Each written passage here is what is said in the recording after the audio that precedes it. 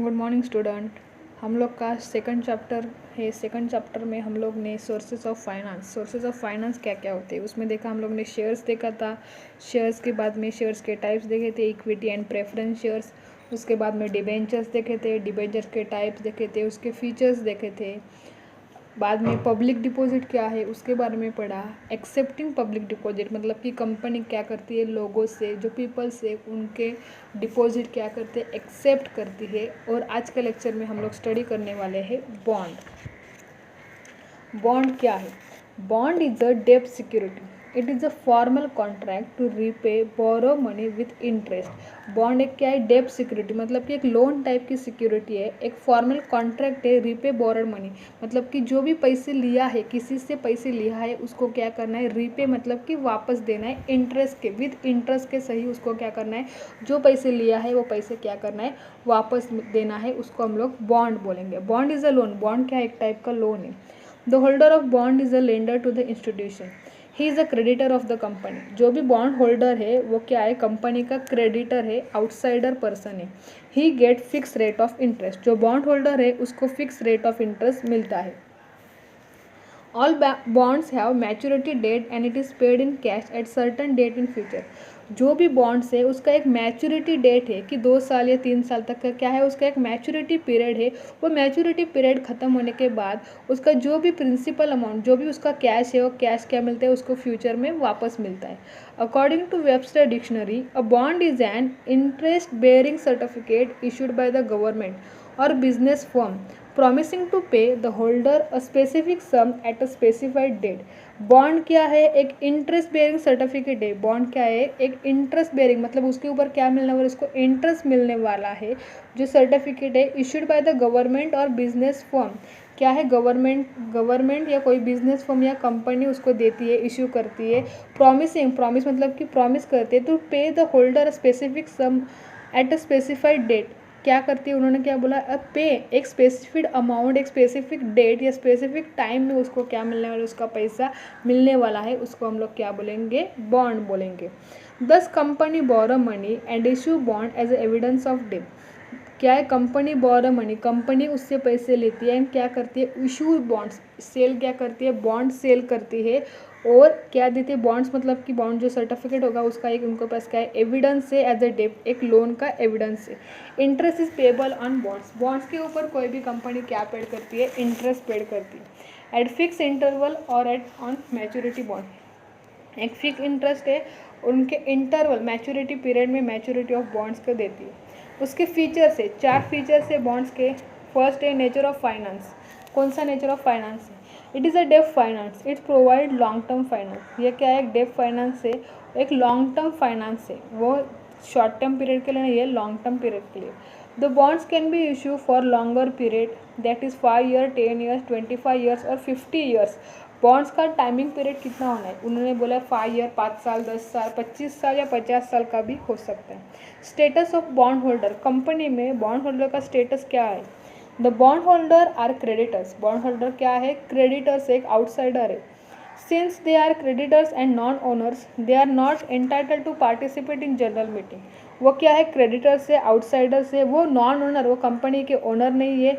They are not entitled, उनको general meeting में participate रहने का अथॉरिटी, अधिकार नहीं है। They have no voting right and hence no participation in the management. उनको कोई भी वोटिंग राइट नहीं है और मैनेजमेंट, कंपनी की जो भी मैनेजमेंट है उसमें पार्टिसिपेशन या उस कोई भी राइट्स, उसको वोटिंग राइट्स या कोई भी अधिकार उनको नहीं है। थर्ड है रिटर्न ऑन बॉन्ड्स। बॉन्ड्स के रिटर्न में क्या मिलता है? The bond holder gets a fix rate of interest. It is payable at regular interval और on the maturity of bond. Bond holders को क्या मिलता है? रेगुलर इंटरेस्ट मिलता है। It is payable at regular interval, एक टाइम पीरियड के बाद उनका रिटर्न मिलता है, इंटरेस्ट मिलता है। और मैच्योरिटी, उनका मैच्योरिटी पीरियड खत्म होने के बाद जो भी बॉन्ड्स का पैसा है उन्हें वापस मिलता है। Repayment. Bonds have specific maturity date on which the principal amount is repaid. जो भी बॉन्ड का एक स्पेसिफिक टाइम पीरियड है, स्पेसिफिक डेट होने के बाद उनका प्रिंसिपल अमाउंट उन्हें वापस रीपेमेंट मिलता है।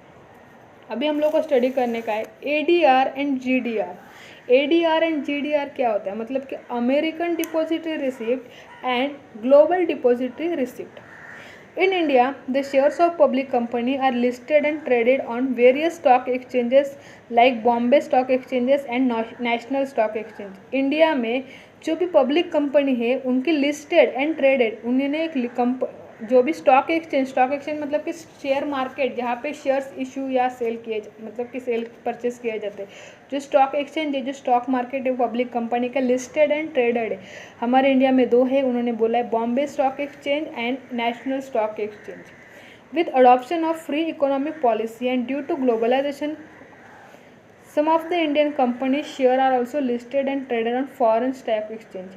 With adoption of economic policy हमारी न्यू इकोनॉमिक पॉलिसी हम लोग ने लास्ट ईयर इकोनॉमिक्स में पढ़ा है NEP 1991 कि ग्लोबलाइजेशन के वजह से जो हमारी इंडियन कंपनी है वो अपने शेयर्स फॉरेन स्टॉक एक्सचेंज में भी जाके क्या कर सकती है, सेल कर सकती है, फॉरेन कंट्रीज में जाके भी क्या कर सकती है, सेल्स कर सकती है। With the adoption of new economic policy and the globalisation on foreign exchange like New York stock exchange, कहाँ पे, न्यूयॉर्क स्टॉक एक्सचेंज और national association of securities dealer automated quotation to list share on this stock exchange company has to comply with the policy of this stock exchange. Indian company को New York stock exchange में NYSE ये अपने stock exchange में अपने shares listed करने के लिए, अपने शेयर सेल्स करने के लिए क्या करना है, हैज़ टू कंप्लीट, उनको उनकी जो भी पॉलिसीज़ है, उनके जो भी रूल्स है वो फॉलो करने पड़ेंगे, पूरे करने पड़ेंगे। The policy of this stock exchange are different than the policy of the Indian stock exchange. जो भी फॉरेन कंट्री का स्टॉक एक्सचेंज के जो पॉलिसीज़ है वो इंडियन स्टॉक एक्सचेंज के पॉलिसीज से क्या है, डिफरेंट है, अलग है। Therefore, those Indian company which cannot list their share directly on foreign stock exchange, कौन सी भी इंडियन कंपनी अपने shares, Indian company cannot list उनके शेयर्स डायरेक्टली कोई भी फॉरेन एक्सचेंज में लिस्टेड नहीं कर सकती। Indirectly using ADR and GDR, उनको क्या यूज़ करना पड़ता है इसके लिए, ADR मतलब American depository receipt and GDR मतलब कि ग्लोबल डिपॉजिटरी रिसिप्ट। अभी ये ADR एंड GDR क्या है हम लोग को यहाँ पे स्टडी करना है। अभी ADR और GDR हम लोग क्यों यूज़ करने वाले हैं कि जो हमारे इंडियन स्टॉक एक्सचेंज है, Bombay stock exchange and national stock exchange है, उसके अलावा जो इंडियन कंपनीज़ है वो Indian companies foreign stock exchange में अपने शेयर्स क्या करने वाली है, सेल्स करने वाली है। क्योंकि फॉरेन जो इन्वेस्टर्स है वो foreign investor foreign stock exchange में जाके इंडियन कंपनी के शेयर्स परचेस कर सकते। तो इसके लिए with the adoption of the new economic policy and the globalisation के वजह से क्या है, कोई भी Indian company foreign stock exchange में अपना लिस्टेड या अपना रजिस्ट्रेशन कर सकती है। लेकिन जो भी इंडियन स्टॉक एक्सचेंज के जो भी फॉर्मेलिटी, जो टर्म्स, जो पॉलिसीज़ है वो फॉरेन एक्सचेंज के क्या अलग अलग है। कोई भी इंडियन कंपनी डायरेक्ट जाके अपना जो भी शेयर्स है वो लिस्टेड नहीं कर सकती। इसके लिए उन्हें क्या यूज़ करना है, ADR and GDR। ADR and GDR are dollar and euro denominated instrument traded in USA and Europe stock exchange. ADR and GDR का एक डिनोमिनेटेड इंस्ट्रूमेंट्स है, एक इंस्ट्रूमेंट्स है traded in USA and Europe stock exchange. एक USA and Europe stock exchange के क्या एक denominated instruments है। Indian company issue shares to an intermediary called depository. Indian company अपने शेयर्स इशू कर सकते हैं। इंटरमीडिएट मतलब कि जो मध्यस्थ, हम लोग को मतलब जो बीच का इंसान है। अभी डिपॉजिटरी मतलब कि हम लोग बोल सकते हैं कि शेयर्स की बैंक, जैसे कि हम लोग हमारा पैसा किसी को ट्रांसफ़र करना है या सेविंग करना हम लोग बैंक में रखते हैं, तो बैंक जैसी होती है। डिपॉजिटरी मतलब कि जो शेयर्स की बैंक है। हम लोग हमारा जो 7 लेसन है डिपॉजिटरी सिस्टम, उसमें उसके बारे में डिटेल में स्टडी करने वाले कि डिपॉजिटरी सिस्टम क्या है। डिपॉजिटरी सिस्टम एक security are held in electronic form. Security मतलब कि जो भी शेयर्स डिबेंचर्स है वो इलेक्ट्रॉनिक फॉर्म में हम लोग वहाँ पे रखते हैं। तो ये डिपॉजिटरी है। इंडियन कंपनी इशू शेयर एक डिपॉजिटरी, इसके इंटरमीडियरी है। Bank of New York, Citigroup etcetera act as a foreign depository bank. जो भी न्यूयॉर्क या सिटी ग्रुप एक्सेट्रा जो बैंक है वो फॉरेन डिपॉजिटरी बैंक है। वो क्या है, फॉरेन की डिपॉजिटरी बैंक। मतलब कि डिपॉजिटरी मतलब क्या, मैंने बोला कि शेयर्स की बैंक मतलब कि इलेक्ट्रॉनिक शेयर्स वहाँ पे स्टोर किए जाते हैं। This depository bank issue ADR and GDR। अभी आपको क्वेश्चन आ जाएगा कि ADR एंड GDR कौन इशू करता है। दिस डिपॉजिटरी बैंक मतलब कि न्यूयॉर्क एंड सिटी ग्रुप जो डिपॉजिटरी बैंक है, ये बैंक क्या इशू करती है, ADR and GDR। to investors against this share. The ADR and GDR represent fixed number of share. This ADR and GDR are then sold to people in the foreign country. जो भी ADR and GDR है वो जो fix number of shares अपने यहाँ पे represent करते हैं, यहाँ पे स्टोर करके fix number of shares store करते हैं. ये जो ADR एंड GDR है देन क्या कर उन्होंने क्या बोला, then sold to people in foreign country. जो ये ADR एंड GDR जो इंडियन कंपनीज के शेयर्स है वो फॉरेन कंट्रीज में जाके क्या करते हैं, सेल करते हैं. Are traded like regular share जैसे क्या करते हैं वो सोल्ड करते हैं, सेल करते हैं. They are listed on stock exchange. The prices fluctuated depending upon the demand and supply. उनका प्राइस इंडियन कंपनीज का जो भी शेयर्स का प्राइस है वो फॉरेन कंट्रीज के डिमांड एंड सप्लाई के ऊपर डिपेंड रहेगा. वो प्राइस क्या होता है, फ्लक्चुएट होता है, चेंज होता है depending upon the price and supply. Both ADR and GDR are depository receipt, but only difference is the location where they are traded. ADR and GDR एक डिपोजिटरी रिसिप्ट से, लेकिन वो कैसे डिसाइड किए, वो डिफरेंसेस से मतलब कि अलग अलग है. हम लोग को कैसे पता चलता है कि उनके लोकेशन से पता चलेगा वेयर दे आर ट्रेडेड, कि वो ट्रेड कहाँ हुआ है, उसका मतलब कि उसकी एंट्री कहाँ पे की गई है. If the depository receipt is traded in USA, अगर जो डिपोजिटरी रिसिप्ट USA में ट्रेडेड किया गया है तो उसको हम लोग बोलेंगे ADR, मतलब कि American depository receipt. And if it traded in country then USA के अलावा कहीं दूसरे कंट्री में वो ट्रेडेड किया है, सेल किया गया है, तो उसको हम लोग बोलेंगे ग्लोबल डिपोजिटरी या GDR receipt. Non residential Indians, अभी NRI मतलब कि जो इंडियंस है लेकिन अपने कुछ काम के लिए, एजुकेशन के लिए अदर कंट्रीज़ में सेटल्स है, मतलब वो है इंडियन लेकिन रहते कहाँ है, अदर कंट्रीज़, फॉरेन कंट्रीज़ में, तो उसको हम लोग क्या बोलते हैं, NRI. मतलब कि वो इंडियन है लेकिन रहते हैं फॉरेन कंट्रीज़ में, लेकिन क्या है, उनको इंडियन कंपनीज़ में शेयर्स परचेस करने हैं, इंडियन कंट्रीज़ में अपना पैसा इन्वेस्ट करते हैं, तो उनको ये ADR एंड GDR क्या करते हैं, हेल्प करते हैं. Purchasing ADR and GDR, they can buy ADR and GDR using their regular equity trading account. वो क्या बाय करते हैं, शेयर्स, मतलब कि ADR एंड GDR कुछ भी परचेस करते हैं और वो क्या जाते हैं, उस इक्विटी ट्रेडिंग अकाउंट के मेंबर बन जाते हैं. The company pays dividend in home currency to the depository bank and the depository bank convert into the currency of investor and pays dividend. अभी इंडियन कंपनी के शेयर्स जो NRI है, जो foreign countries में लेते हैं, उन्होंने क्या क्या परचेस किया है, तो कंपनी हर साल उनको क्या देती है, डिविडेंड देती है. तो उन्होंने बोला है कंपनी, अभी इंडियन कंपनी जो डिविडेंड देती है वो इंडिया में रुपीज़ है, तो रुपीज़ में वो उसका पैसा देती है, लेकिन वो USA में रहते हैं तो USA में रुपीज़ का मतलब रुपीज़ वहाँ पे यूज़ होता है क्या, नहीं, वहाँ पे क्या यूज़ होता है, डॉलर यूज़ होता है. The company pays dividend in home currency, company अपने जो भी करेंसीज है उसमें डिपोजिटरी बैंक में क्या करती है, डिविडेंड पेड करती है. डिपोजिटरी बैंक उसको क्या करती है, रुपीज़ को डॉलर में कन्वर्ट कर देती है, convert into the currency of investor and pays dividend. The exchange on with GDR is traded are as follows. उसके GDR क्या कौन से है, लंदन स्टॉक एक्सचेंज है, लग्जमबर्ग स्टॉक एक्सचेंज है, Luxembourg stock exchange, NSA DAQ in Dubai, Singapore stock exchange and Hong Kong stock exchange है. ये other than USA के स्टॉक एक्सचेंज है. यहाँ पे हम लोग क्या यूज़ करेंगे, GDR, मतलब कि ग्लोबल डिपोजिटरी रिसिप्ट. अभी हम लोग ने ADR एंड GDR देखा है. अभी नेक्स्ट हमारा इस टॉपिक का लास्ट पार्ट है कमर्शियल बैंक. कमर्शियल बैंक मतलब कि हम लोग बोलेंगे व्यापारी बैंक. हम लोग ने कमर्शियल बैंक के बारे में 11th में भी SP में ही थोड़ा उसका पढ़ाई किया है. There are number of source of financing short term and medium term business requirement, कि बहुत सारे सोर्सेज ऑफ फाइनेंस के शॉर्ट टर्म पीरियड के लिए, मीडियम टर्म के लिए, बिजनेस रिक्वायरमेंट के लिए बहुत सारे सोर्सेज अवेलेबल है. Among this commercial bank constitute the most predominant source. उसमें ही कमर्शियल बैंक का एक मेन सोर्स है कंपनी के लिए एक short term and medium term finance provide करने के लिए. Commercial banks play significant role in corporate financing in India. Commercial bank एक सिग्निफिकेंट इंपॉर्टेंट रोल प्ले करती है कॉरपोरेट फाइनेंसिंग इंडिया में. Commercial banks by introducing variety of deposit scheme tailored to individual depositors need mop up saving of people.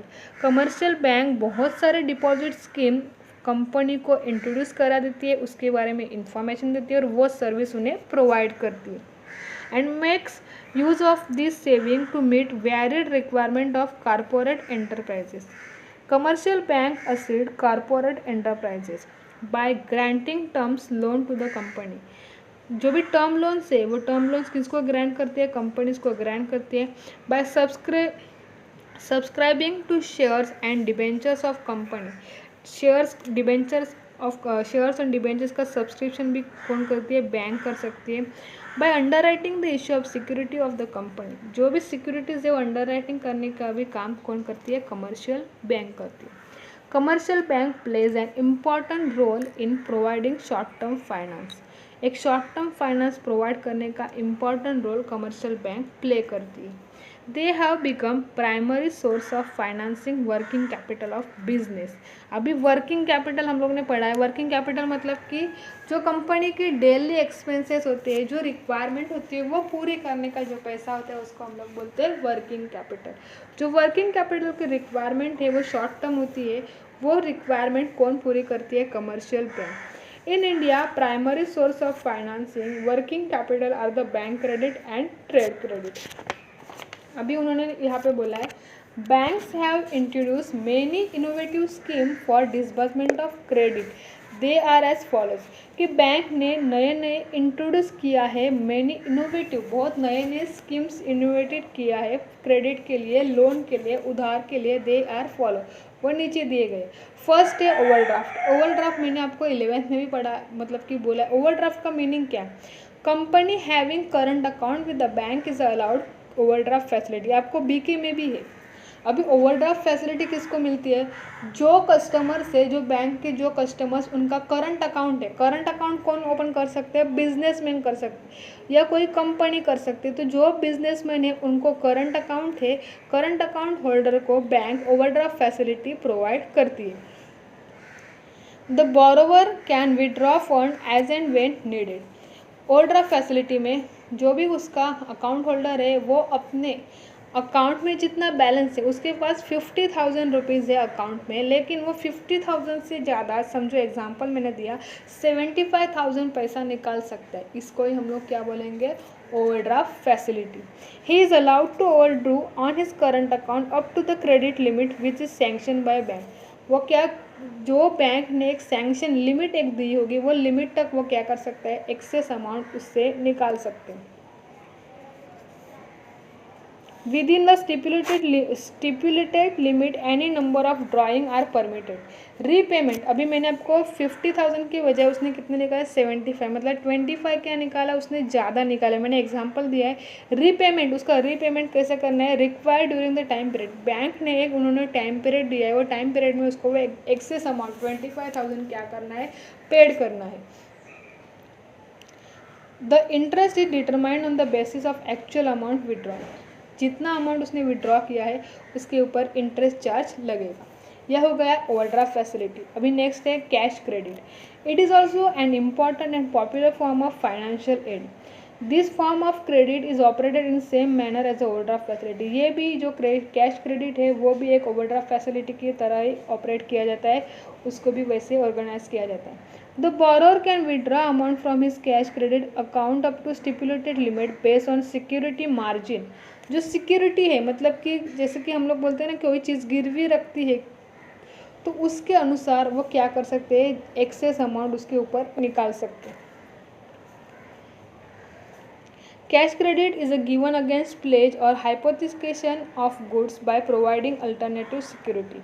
जो कोई security, समझो कि कोई company का उन्होंने गिरवी रखा है, कोई लैंड या कोई बिल्डिंग, उसके ऊपर उन क्या कर सकते हैं, वो पैसा निकाल सकते हैं उसके ऊपर। अभी हम लोग ने एक टाइप का लोन है, लोन के ऊपर हमें क्या देना पड़ता है, इंटरेस्ट देना पड़ता है।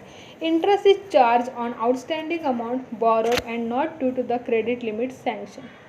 जितना अमाउंट आउटस्टैंडिंग है, बाकी है, उसके ऊपर क्या देती है उसके ऊपर कंपनी को इंटरेस्ट पेड करना होता है।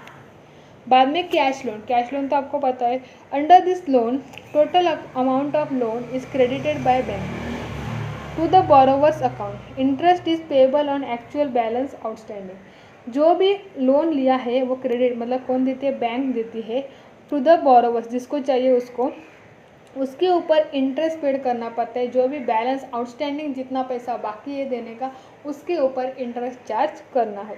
चार्ज कौन करती है? बैंक करती है। अभी लास्ट है discounting bill of exchange. Bill of exchange आपको बीके में एक पूरा एक टॉपिक है। बिल्स ऑफ एक्सचेंज क्या होता है, बिल्स बनाते कैसे है, ड्रॉवर कौन है, ड्रॉवी कौन है, डिस्काउंटिंग ऑफ बिल क्या है, ये सभी के बारे में आपको बीके में पढ़ाई करना है। ये इसमें थोड़ा छोटा सा एक्सप्लेनेशन है। डिस्काउंटिंग बिल क्या है? The drawer of the bill, समझो कोई मिस्टर ए है, उन्होंने अपना कुछ गुड्स है वो मिस्टर बी को सेल किया है, 5000 का बिल सेल किया है, 5000 का बिल, लेकिन मिस्टर ए ने बी को सेल किया, लेकिन मिस्टर बी के पास अभी मिस्टर ए को देने के लिए 5000 रुपीज़ नहीं है। तो मिस्टर बी क्या बोलते हैं कि मैं आपको 5000 रुपये 3 महीने के बाद रिटर्न दूंगा, वापस दूंगा। तो मिस्टर ए बोलते हैं लेकिन इसका क्या प्रूफ है कि आप मुझे 3 महीने बाद 5000 रुपये वापस देंगे? तो बी क्या बोलता है, मैं आपको एक बिल्स देता हूँ, बिल ऑफ एक्सचेंज ड्रॉ करके देता हूँ, तो वो आप बिल्स क्या करेंगे, बिल्स ऑफ एक्सचेंज एक्सेप्ट करो और मैं बाद में 3 महीने के बाद आपके 5000 रुपये क्या करेंगे, वापस करेंगे। तो मिस्टर बी क्या करेंगे, वो 5000 का बिल्स ड्रॉ करेंगे, मतलब कि ड्रॉवर कौन है, बी है, सॉरी मिस्टर ए ड्रॉ करेंगे और मिस्टर बी को देंगे। मिस्टर बी को क्या करना है, एक्सेप्ट करना है। तो मिस्टर ए यहाँ पे कौन है, ड्रॉई है। उन्होंने वही बोला है the drawer of the bill that is the seller can receive. अभी सेलर कौन है, ए ने बी को क्या किया है, सेल किया है। Seller receive money from drawee on due date. Due date कितना है, 3 महीने के बाद। After the due date drawer can receive money before the due date by discounting the bill. लेकिन समझो मिस्टर बी ने बोला है मैं 3 महीने में आपका पैसा 5000 रुपये वापस देने वाला है, लेकिन समझो मिस्टर ए को कोई इमरजेंसी है, 2 महीने में ही उसको 5000 रुपये की ज़रूरत है, अभी उनके पास पैसा नहीं है, लेकिन मिस्टर बी ने जो एक्सेप्ट किया हुआ बिल है 5000 का, वो बिल उनके पास है। तो वो क्या करेंगे, वो बिल बैंक में जाकर डिस्काउंट, मतलब बैंक को सेल करेंगे। तो बैंक उनको 5000 रुपये वापस नहीं करेंगे, बैंक उनके ऊपर 10% क्या करेंगे, डिस्काउंट लेंगे। तो 5000 में 10% 500, 5000 में से 500 माइनस होता है 4500 किसको मिलेंगे, मिस्टर ए को मिलेंगे। और 3 महीने बाद बैंक क्या करेगी, मिस्टर बी से 5000 रुपये वापस उनको मिलेगा। Drawer can receive money before due date. Drawer मतलब मिस्टर ए को वो ड्यू डेट 3 महीने से पहले उसका पैसा मिल गया, due to the discounting the bill with the bank. This is nothing but the selling bill to the bank. मतलब कि मिस्टर ए ने किसको बिल सेल किया है, बैंक को सेल किया। The bank gives money to drawer less than the face value of the bill. Bill था 5000 का, लेकिन बैंक ने बिल का पैसा सभी दिया क्या, ड्रॉवर को, ए को नहीं। कितना दिया, 500 माइनस किया ना, 5000 रुपीज़ उसका पैसा दिया। 10 bills of exchange are trade bills, they are accepted by bank and cash is advance against them. Bank क्या करती है, वो बिल्स एक्सेप्ट करती है और उसके अगेंस्ट में उन्हें क्या देती है, पैसा, कैश उन्हें एडवांस में देती है। यहाँ पे हम लोग ने आज हमारा यहाँ पे लेसन ख़त्म होता है। नेक्स्ट आपको पेज नंबर 28 में फाइनेंशियल इंस्टीट्यूशन और ट्रेड क्रेडिट है। ये आपके 25% सिलेबस में लेस कर दिया है। ये आपको क्या करना है, सेल्फ स्टडी करना है। यहाँ पे हमारा सेकंड लेसन ख़त्म होता है। उसके बाद जो आपको डिस्टिंग्विश बिटवीन 5-5 मार्क्स के लिए आपको एग्जाम में आते हैं, शेयर्स एंड डिबेंचर्स, वो आपको दिए हुए हैं। बाद में equity shares and preference shares है। Equity shares and preference share के बाद own capital and borrowed capital, ये आपको स्टडी करना है। यहाँ पे हमारा सेकंड लेसन ख़त्म होता है। Thank you.